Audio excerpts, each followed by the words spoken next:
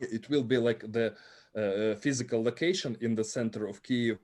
So for example, like Tezos Hub, they opened in one, there's like a innovation park, Unit City, and it's good, but the ordinary people don't go there. Of course, it should be like in central part with a huge Cardano banner, and so it will attract not only the crypto community, because crypto community, I already know most of them. It will attract the broader audience.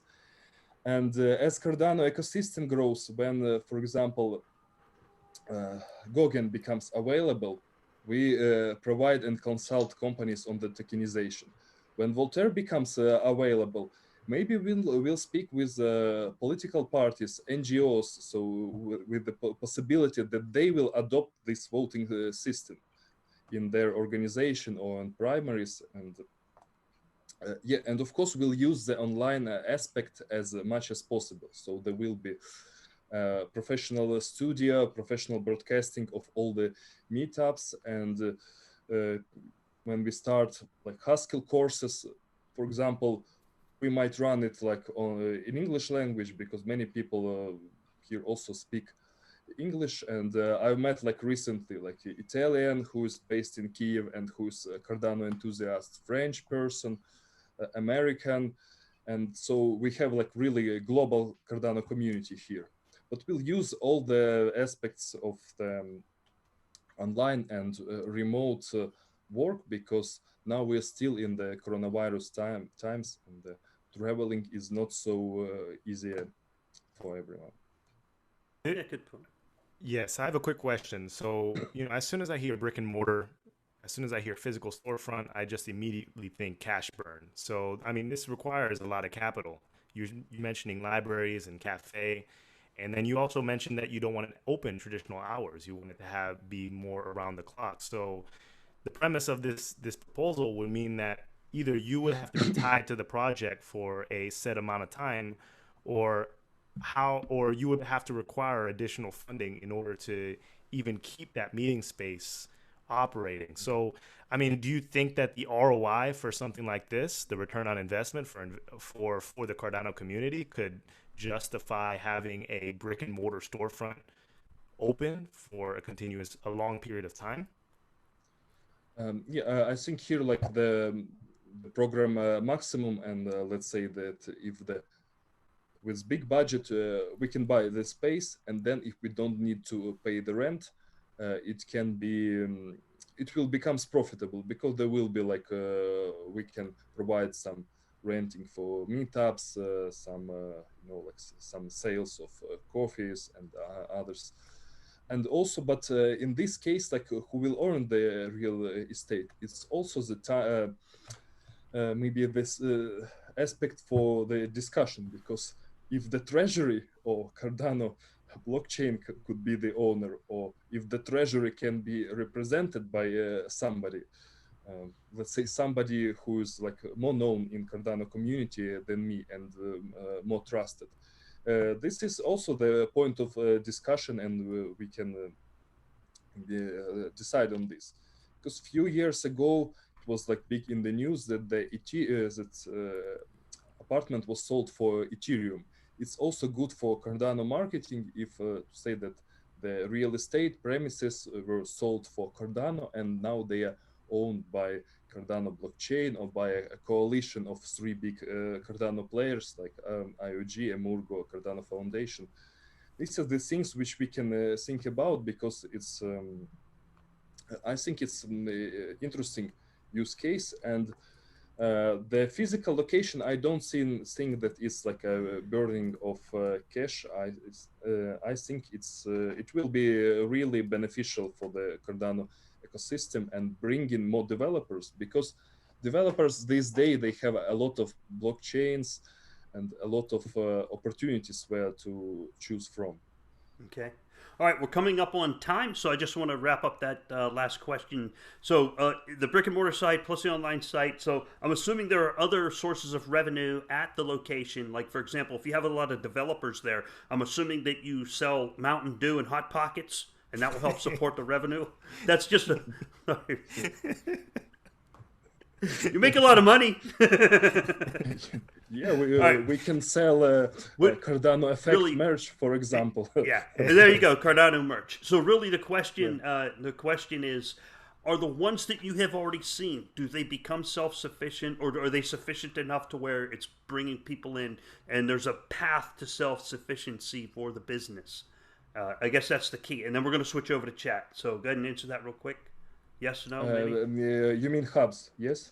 Yeah, self-sufficient, Yeah. where they revenues equal rent. The blockchain hub, which used to be in Kiev, it was self-sufficient, at least for some time. Why it closed? Because the real landlords, they rose the price. They rose the price, and with the price change, and maybe the rent of place there was more like a bit higher than the market value, so maybe they had like not the full place for rent. Okay. All right, Philippe, we're going to go over to chat. Sounds good? Sounds good. All right. Sounds good. 5 more minutes, and if you guys got All questions in chat, let us know. What do we got here? Terry Moore, I think you briefly touched to this answer, but you can answer it again. For Terry Moore, it needs more focus. And how much more research have you done regarding the cost? Will the blockchain protocol own the property? And you briefly touched on that. I don't know if you want to repeat your answer or go into more depth, but yeah, I think like that's the best way and the best option, that the blockchain protocol will own the property. Yes. okay. So does that mean that revenues would, like, could the community, like, for example, if the community decided to invest in one of your locations, would the community have any benefit? Would they receive any sort of compensation if that pop-up location is doing very well? Who would maintain those profits? Who would distribute those profits? What would happen to that? I think these are like two models. One is the protocol is owner of real estate, and then we can set up, for example, like some via smart contracts that for 1 year we are not paying the rent, and then like because we'll need like some time, then we'll be paying like some amount of rent like every month back to the treasury.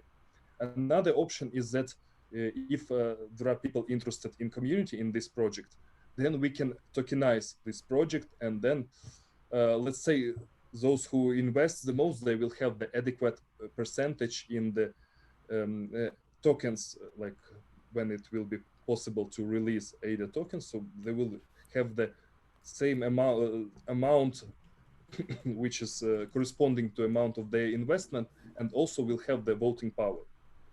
So for example, so it will be by voting, and the leadership, those people who will work there, they will also be voted, confirming this. And I think that's an interesting topic to think about. Okay, and just a quick off the cuff question: how big is the city Kiev in relation to other cities? For just to give people a point of reference, like what kind of foot traffic could you expect? How big is the city? How densely populated is it? Could you give us an idea of, like, is this a New York City or is this a smaller city? Yeah, I think it's somewhere in the middle. So very old, outdated statistics gives like 3 million. It's statistic from the beginning of 90s, but it's actually, I think, something around 5 different expresses. It's 5 million people.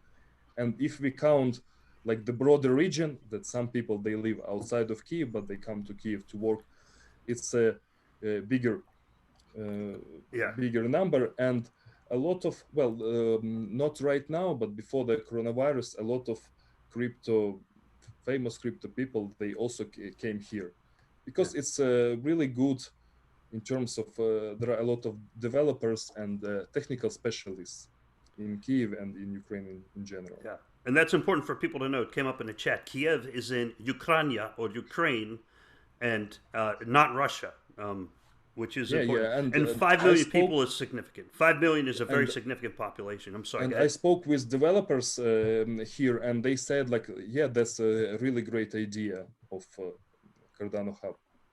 Excellent. Let me see. There's a few other questions in chat. Some people said, are you talking about like an Apple store? I think you answered that. Kind of like an Apple store where people can socialize 24 hours a day. Does that sound about right? Yes, yeah, sure. Because I think it's like a very necessary point that people meet, and then some people have like ideas, some people have money, some people have skills. When they meet, they can gather, and something can be invented there. Excellent. Thank you. And the last question I have from here, we got 30 seconds left, and that was Richard Vandermolen says, does Andrii mean he wants to connect people from the Cardano community? Isn't this something for the Cardano Foundation? What do you think? It will be like one of the roles to connect people. Well, about Cardano Foundation, I'm a bit critical of its recent activities, but I'm planning to write a separate article on it, so I don't want to speak about this in this show. And I think it's our role for all crypto enthusiasts, Cardano enthusiasts. That's what we are doing. We are connecting people, just like some people do it more, some people are doing it less. I think like you guys in Cardano Effect, you are doing like a big role, but it's definitely a room to grow. So to grow, to target like new audiences, new languages, and new locations. And I agree, and that's time. Thank you, Andrii. And I agree with that response. Is it's up to people to connect people. It's not like you give it to a foundation or something.